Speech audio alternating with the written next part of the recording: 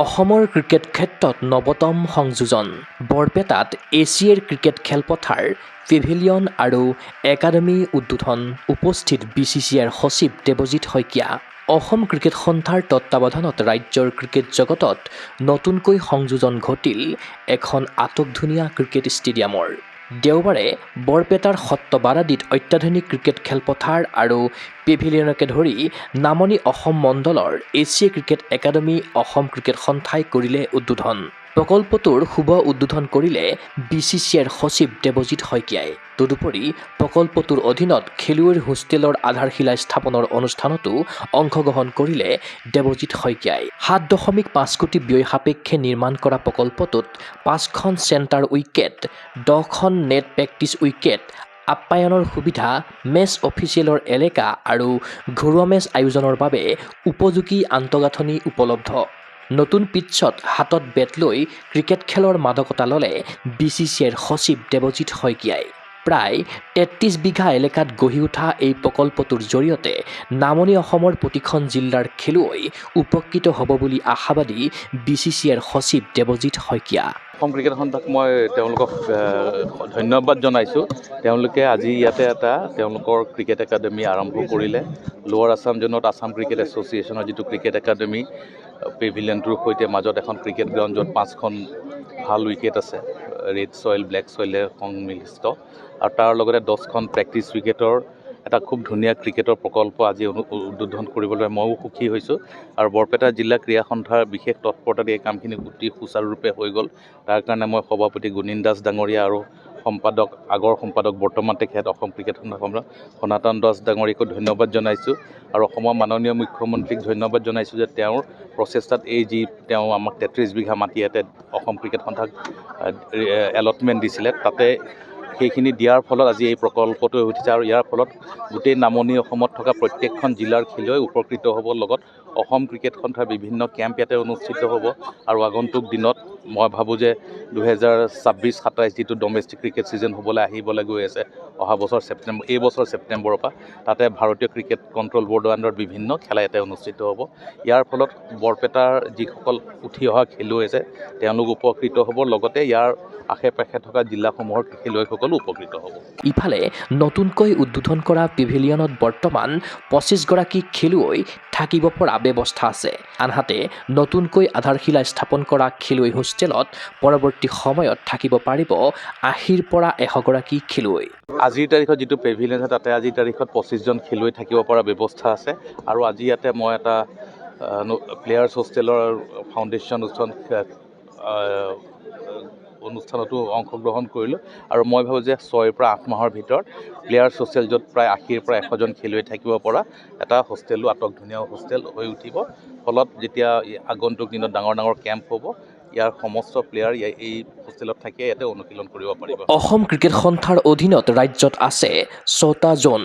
বৰপেটাৰ Asia cricket academy নামনি অসম জোন আৰু উমৰাংচুৰ এছিয়া ক্ৰিকেট একাডেমী বৰাক ভেলী জোনৰ ছেটেলাইট ক্ৰিকেট একাডেমী হিচাপে ঘোষণা কৰিলে দেৱজিৎ শইকীয়াই অসম ক্ৰিকেট সন্থাৰ যিটো একাডেমী আছে ACA Assam cricket association cricket academy তাৰ এটা সপোন আছিলে আজি কিছু বছৰৰ পৰা বা এটা পৰিকল্পনা আছিলে যে অসমৰ 6টা জোন আছে অসম ক্ৰিকেট সন্থাৰ আণ্ডাৰত প্ৰত্যেকটো জোনত এটা এটা satellite academy under Assam cricket association স্থাপিত কৰা আৰু তাৰ ফলত সেই যিটো পৰিকল্পনা সেই পৰিকল্পনাৰ প্ৰথম পদক্ষেপ হিচাপে আজি বৰপেটাত এইটো লোৱাৰ আছাম জোনৰ কাৰণে একাডেমীটো আজি মই উদ্বোধন কৰিলোঁ আৰু তাৰ লগতে আমাৰ যিটো উমৰাংচুত ক্ৰিকেটৰ যিটো ফেচিলিটি আছে তাতে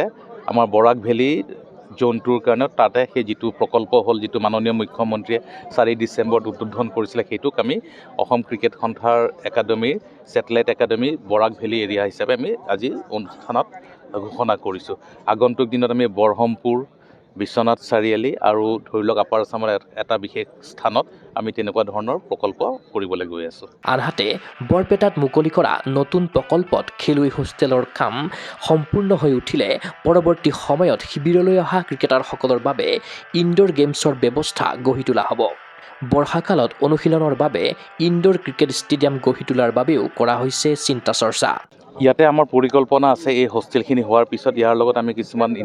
গেমছৰ ব্যৱস্থা কৰিম। যেতিয়া আমাৰ এটা পাৰ্মানেণ্টলি প্লেয়াৰখিনি থাকিব হোষ্টেলটো হোৱাৰ পিছত তেওঁলোকক মনোৰঞ্জনৰ কাৰণে হওক বা অনুশীলনৰ কাৰণে হওক অন্য ইনডোৰ গেমছৰ আমি ফেচিলিটি কৰি দিম। আৰু যদি দেখোঁ যে ইয়াতে আমি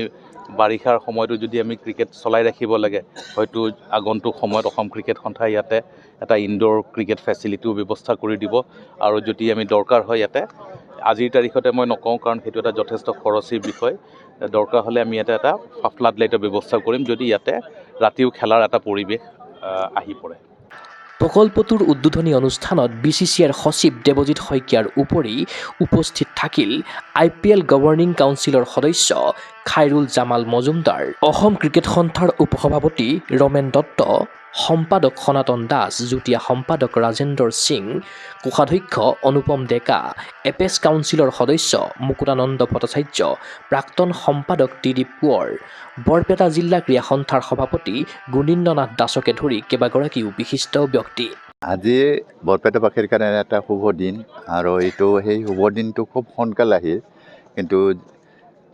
2022 চনৰ 27 মাৰ্চত আমাৰ তাৰমানে ইয়াতে লাই খুঁটা পুতা হৈছিল ইনডোৰ ষ্টেডিয়ামৰ, আৰু কিছুমান ঘাট প্ৰতিঘাতো আছে, সেইবিলাক নেওচি